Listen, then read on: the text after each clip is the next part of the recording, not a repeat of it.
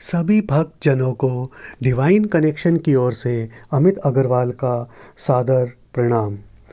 आइए श्री शिव महापुराण कथा ज्ञानामृत का आज का अध्याय आरंभ करने से पूर्व हम अपनी वाणी को पवित्र करें। जय शंकर शंकर, जय शंकर कैलाशपति। जय गौरा गौरा, जय गौरा माँ पार्वती। जय शंकर शंकर, जय शंकर कैलाशपति। जय गौरा गौरा, जय गौरा माँ पार्वती। जय शंकर शंकर, जय शंकर कैलाशपति। जय गौरा गौरा, जय गौरा माँ पार्वती। हर हर महादेव, हर हर महादेव, हर हर महादेव। चलिए भक्तजनों, आज का अध्याय चंचुला वाली कथा के साथ आरंभ करते हैं। चंचुला द्वारा पूर्ण शिव कथा श्रवण करने के उपरांत क्या हुआ और उसे शिवलोक की प्राप्ति एवं पार्वती माता की सखी बनने की प्रक्रिया को हम जानें। संत के उपदेश चंचुला के हृदय में पूर्ण घर कर गए थे, क्योंकि चंचुला के अंतःकरण के नेत्र खुल चुके थे। मनुष्य के दो ब्रह्म नेत्र जिनसे जगत देखा जा सकता है, उन नेत्रों से विषय काम प्रवेश करता है, जिससे हमें भौतिक सुख की जागृति उत्पन्न होकर हम विषय रूपी दलदल में फंस जाते हैं। परंतु आंतरिक है ज्ञान विराग्य नयन उर्गारी। इन नेत्रों के बंद रहते जीव विषय दलदल में फंसता है, परंतु जब यह नेत्र सत्संग संत वाणी से खुलते हैं तो सत्य का भान होता है। वह ईश्वर सत्य जगत मिथ्या का सूत्र समझा आ जाता है। ब्रह्म नेत्र स्वतः बंद होने लगते हैं। अतः चंचुला ने संत से गुरु मंत्र लिया एवं नियम पूर्वक शिव पुराण की कथा गुरु मुख से श्रवण की। शिव ध्यान गुरु मंत्र जप पूर्ण नियम पूर्वक श्रवण किया। कथा समाप्त हुई। गुरु आशीर्वाद देकर चले गए और धीरे धीरे उसके जीवन का अंतिम समय नजदीक आ गया। चंचुला की मृत्यु पर शिवगण व यमदूत ने कैसे विवाद किया, अब यह जानते हैं। चंचुला का अंतिम समय आ गया और वह मृत्यु को प्राप्त हो गई। तभी यमदूत उसे लेने पहुंचे। उसी समय शिवगण भी विमान लेकर आए। यमदूतों ने जब गणों को विमान सहित देखा तो यमदूतों ने पूछा, हे गणों, यह तो महापापिनी दुष्टा है, जीवन में कभी भी कोई धर्म कार्य नहीं किया, अतः इसे अवश्य नरक का फल भोगना है, अतः इसे हम लेने आए हैं। गणों ने कहा, हे यमदूतों, तुमने ठीक कहा, इसने जीवन में कोई धर्म कार्य नहीं किया, यह नरक जाने योग्य ही है। परंतु मृत्यु से पूर्व इसने शिव पुराण कथा का सविधि श्रवण किया है। इससे इसके पाप इस प्रकार नष्ट हो गए जैसे एक चिंगारी रुई के ढेर को समाप्त कर देती है। अतः शिव चरित्र के विषय में ऐसा कहा गया है, शिवेति नाम दावाग्ने महापातक पर्वता भस्मी भवन्ते न यासात सत्यम सत्यम न संशयम। अर्थात शिव नाम रूपी दावानल से बड़े बड़े पातकों के असंख्य पर्वत अनायास भस्म हो जाते हैं। यह सत्य है, यह सत्य है, इसमें संशय नहीं है। यह अब इस प्रकार पाप रहित हो गई है जैसे खोट भरा स्वर्ण अग्नि में तपकर निखर कर शुद्ध हो जाता है। अतः यह विमान में जाएगी। यों कहने पर यमदूत चले गए और शिवगण विमान में बैठा चंचुला को शिवलोक ले गए। अब हम जानते हैं कि पार्वती सखी पद किस प्रकार चंचुला ने प्राप्त किया। शिवलोक पहुंचने पर पार्वती ने पूर्ण सत्कार किया एवं शिव के प्रति पूर्ण श्रद्धा विश्वास भरे हृदय को देख पार्वती ने चंचुला को अपनी परम सखी बना लिया। चंचुला भी पार्वती की सेवा में सदैवरत रहती थी। चंचुला की सेवा से प्रसन्न होकर एक दिन पार्वती प्रसन्नता से कहने लगी, हे सखी, मैं तुम पर प्रसन्न हूँ। तुम मुझसे जो भी चाहो मांग सकती हो, मैं अवश्य दूंगी। तभी चंचुला ने रोते हुए कहा, हे देवी, मेरे पति ने जन्म से मृत्यु पर्यंत ऐसा कोई धर्म कार्य पुण्य नहीं किया जिससे वह नरक से बच सके। अतः मुझे मेरे पति की चिंता दिन रात सता रही है। अतः तुम मेरे पति के विषय में बतलाओ कि वह इस समय कौन सी योनि भोग रहा है। तभी पार्वती ने देखा व बोली, हे सखी, तुम्हारा पति विंध्याचल पर्वत पर ब्रह्म राक्षस के शरीर में कष्ट भोग रहा है। चंचुला ने चरण पकड़कर रोते हुए पार्वती से कहा, हे देवी, कृपया कर किसी भी उपाय से मेरे पति को इस दुख से मुक्ति दिलाओ। दया करते हुए पार्वती ने कहा, सखी सुनो, मैं अवश्य बिंदुक को इस कष्ट से छुटकारा दिलाऊंगी। तभी तुम्बरु नाम के गंधर्व को पार्वती ने अपने पास बुलाया और कहा, हे तुम्बरु, तुम अपने कुछ साथियों के साथ विंध्य पर्वत पर जाओ एवं इस मेरी प्रिय सखी को भी साथ ले जाओ।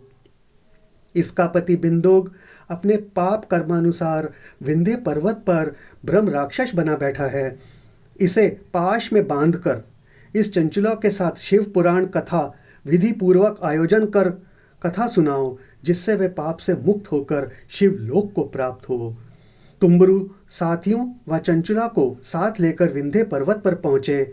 बरबस उस बिंदुक ब्रह्म राक्षस को पाश में बांधकर शिव पुराण कथा आयोजन रचाया, मंडप सजाया, आसन जमाया और बिंदुक के साथ चंचुला को बैठाया और कथा तुम्बरु ने प्रारंभ की। ज्यों ज्यों कथा बिंदुक सुन रहा था, त्यों त्यों पाप से मुक्त होता जा रहा था और इस कथा श्रवण करते ही बिंदुक राक्षस योनि से पूर्ण मुक्त हो सुंदर शरीर धारण कर गया। चंचुला ने पति चरण स्पर्श कर पूर्ण सत्कार किया, तुम्बरु के चरण पकड़ प्रणाम किया। हर हर महादेव, जय हो पार्वती मैया की। सभी प्रसन्न होकर शिवलोक में पहुँचे। शिव उमा को प्रणाम किया। तभी शिव ने प्रसन्नता से आशीर्वाद देकर इसे अपना मुख्य गणपत प्रदान किया। इस प्रकार शिव पुराण के फल को देखकर दोनों पर समस्त शिवगण सहित सभी देवता पुष्प वर्षा करने लगे। नारद जी भी पहुँचे और नारद सहित देवता बिंदुक चंचुला सहित सभी यह कहने लगे, भोले शंकर बड़े हो हितकारी, दुखियों की विपदा है तारी। भोले शंकर बड़े हो हितकारी, दुखियों की विपदा है तारी। तुम दीन बंधु कहलाते, भक्तों का कष्ट है मिटाते। तुम दीन बंधु है कहलाते, भक्तों का कष्ट मिटाते। जो शरण तुम्हारी है आते, तिनकी करते रखवारी। तुम हो ठाकुर, हम है पुजारी। भोले शंकर तुम बड़े हितकारी, दुखियों की विपदा है तारी। तुम दीन बंधु हो कहलाते, भक्तों का कष्ट हो मिटाते। जो शरण तुम्हारी है आते, तिन्हा पर करते रखवारी। तुम हो ठाकुर, हम हैं पुजारी। तुमरी भक्ति है सबको प्यारी, ऐसे है भोले भंडारी। तुमरी भक्ति है सबको प्यारी, ऐसे है भोले भंडारी। ऐसे हो तुम त्रिपुरारी, हम सब तेरे द्वारे आए। ऐसे हो तुम त्रिपुरारी, हम सब तेरे द्वारे आए। तेरे भक्त सभी कहलाए, तेरे भक्त सभी कहलाए।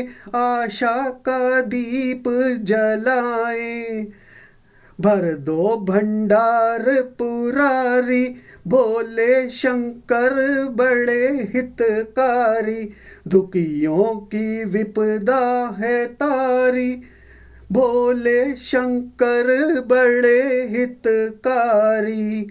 तुम दीन बंधु हो कहलाते, भक्तों का कष्ट हो मिटाते, जो शरण तुम्हारी है आते, तिन्हां पर करते रखवारी। तुम हो ठाकुर हम हैं पुजारी, भोले शंकर बड़े हितकारी। तुम्हारी भक्ति है सबको प्यारी, ऐसे है भोले भंडारी। ऐसे हो तुम त्रिपुरारी, हम सब तेरे द्वारे आए, तेरे भक्त सभी कहलाए, आशा का दीप जलाए। भोले शंकर बड़े हितकारी, दुखियों की विपदा है तारी।